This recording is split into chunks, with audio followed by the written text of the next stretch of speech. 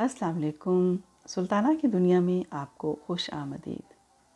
गुज़श्ता चंद video से ये ज़िक्र चल रहा है कि कैसे हम 22 साल के बाद जर्मनी से बज़रिया तुर्की पाकिस्तान इस्लामाबाद का सफ़र कर रहे हैं।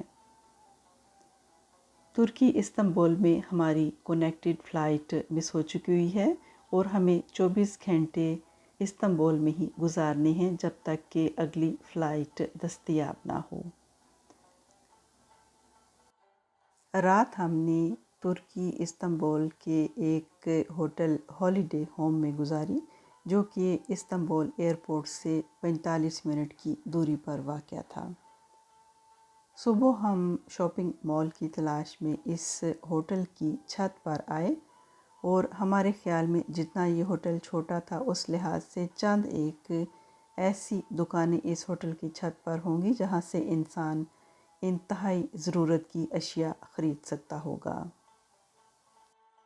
ये इस वक्त हम होटल की छत पर मौजूद हैं और हमारी हैरत की इंतहा न रही जब होटल की छत पर न सिर्फ हमें एक शॉपिंग मॉल नज़र आया, बल्कि थोड़ा सा हम आगे की तरफ गए तो वहाँ पर पूरा एक बाज़ार मौजूद था। यानी ऐसा बाज़ार मौजूद था, तुर्की बाज़ार मौजूद था, जहाँ से आप हर तरह की ख़रीदारी कर सकते हैं।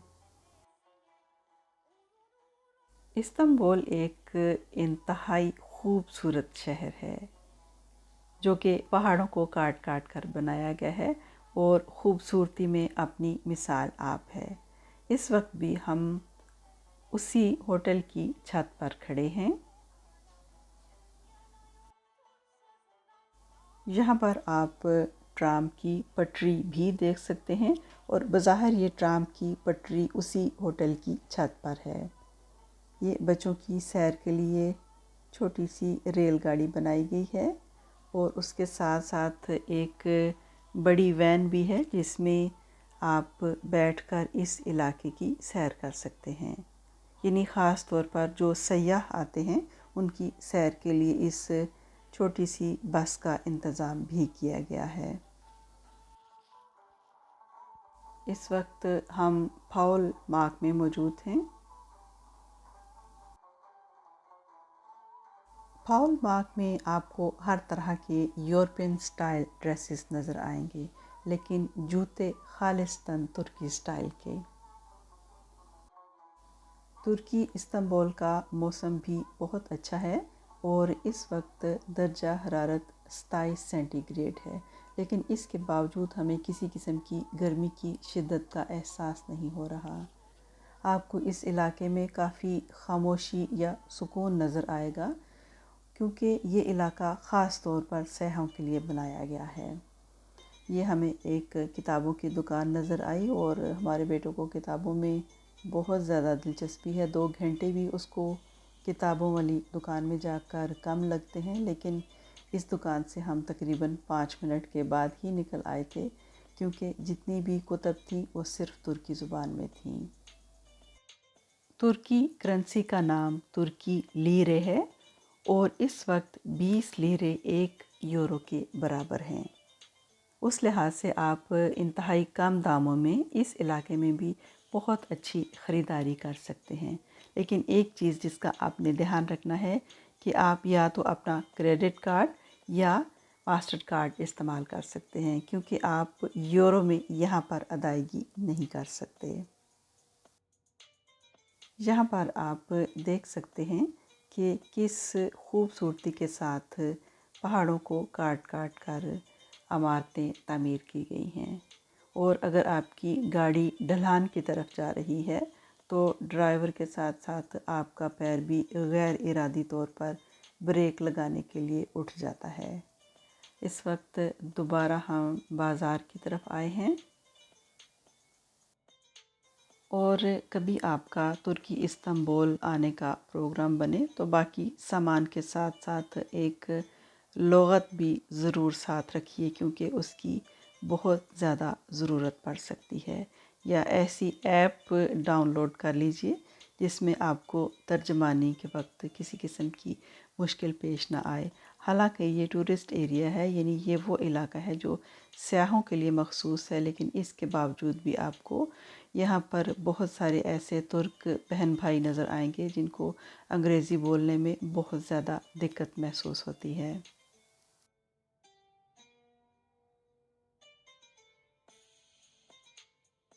اس وقت ہم ہوٹل ہالیڈے ہوم کی چھت پر بائیں طرف کو آئے ہیں اور یہاں پر ہمیں بچوں اور بڑوں کے لیے ایک بہت بڑا تفریحی پارک نظر آیا۔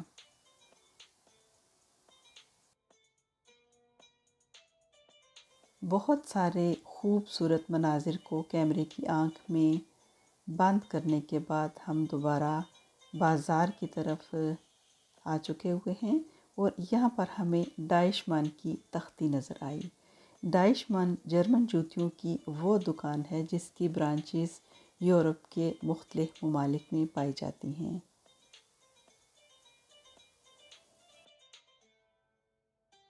جرمن ڈائشمان کے مقابلے میں آپ کو ترکی ڈائشمان میں جوتیاں حیرت انگیز طور پر انتہائی سستے داموں مل جائیں گی، اور وہی جوتیاں جو جرمن ڈائشمان میں فلیٹ ہوتی ہیں یعنی بغیر ہیل کے ہوتی ہیں، وہی جوتیاں یہاں پر آپ کو ہیل کے ساتھ نظر آئیں گی۔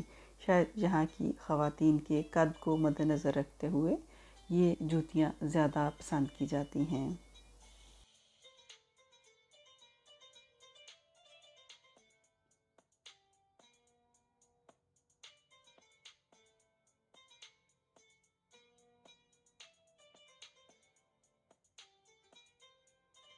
ہوٹل ہالیڈے ہوم کی چھت پر جب آپ بائیں طرف کو آئیں گے تو وہاں پر آپ کو برتنوں کا یہ بہت بڑا سٹور نظر آئے گا، جس میں جدید اور قدیم طرز کے برتن آپ کو دیکھنے کو ملیں گے۔ قیمتیں بھی انتہائی مناسب ہیں اور برتن بھی بہت خوبصورت ہیں۔ ہم نے تقریباً 15 منٹ اس سٹور کے اندر گزارے اور حیرانگی کی بات ہے کہ ہمیں اپنے علاوہ اتنے بڑے سٹور میں کوئی دوسرا فرد نظر نہ آیا، حتیٰ کہ ہمیں ایسا کوئی کاؤنٹر بھی نظر نہ آیا جس پر جا کر ہم کسی قسم کی معلومات حاصل کر سکتے۔ ترکی میں گوشت اور گوشت سے بنی ہوئی مصنوعات کو بہت زیادہ پسند کیا جاتا ہے۔ کھرو فیسولیے ترکی کی ایک روایتی ڈش ہے جس میں خشک سفید پھلیاں شوربے کی شکل میں پکائی جاتی ہیں اور اس کو روٹی کے ایک آدھ ٹکڑے یا تھوڑے سے چاولوں کے ساتھ سرو کیا جاتا ہے۔ اس کے علاوہ کھرو فیسولیے کو ترکی کی قومی ڈش بھی کہا جاتا ہے۔ ترکی کھانوں میں روٹی کو بھی بہت اہمیت حاصل ہے اور روٹی کی جتنی بھی اقسام ہیں وہ میدے سے تیار کی جاتی ہیں۔ ہمارے ہند و پاک کے عام گھرانوں کی طرح ترک گھرانوں میں روٹی گھروں میں بنانے کا رواج بہت ہی کم ہے، بلکہ بازار سے روٹی یا نان خرید لیا جاتا ہے، لیکن کھانے کی میز پر اصل اہمیت گوشت، سبزیوں یا دالوں کی ہوتی ہے اور روٹی کا ایک آدھ ٹکڑا ساتھ کھایا جاتا ہے۔ اس وقت ہم بالکل ہوٹل کی چھت پر آ چکے ہوئے ہیں اور دائیں طرف آپ کو جو کرسیاں نظر آ رہی ہیں یہ مساج کے لیے رکھی گئی ہیں کہ اگر چلتے چلتے آپ کو تھکاوٹ ہو جائے تو آپ چند سکے ڈال کر ان کرسیوں سے اپنا مساج کروا سکتے ہیں۔ ہوٹل کی چھت پر ہی ہمیں یہ دکان نظر آئی جس میں مختلف طرح کے بستر اور گھریلو استعمال کی چیزیں رکھی گئی تھیں۔ ترک قوم میں نرم و ملائم بستر خاص طور پر پسند کیے جاتے ہیں۔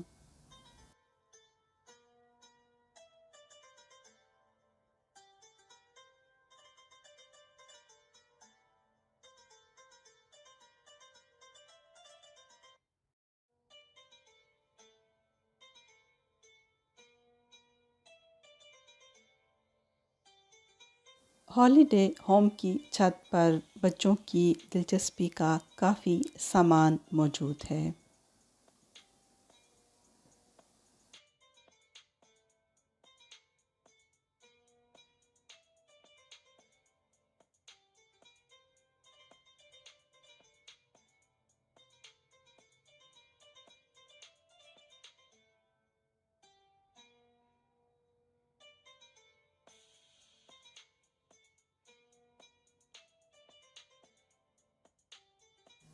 ہوٹل کی چھت پر ہمیں آٹا گوندنے والی مشین کا بڑا ہی اچھا ماڈل نظر آیا۔ کاش کہ اتنی بڑی مشین حقیقت میں بھی ہو، اگر آ گئی تو بڑی بڑی فیملیز کی مشکل آسان ہو جائے گی۔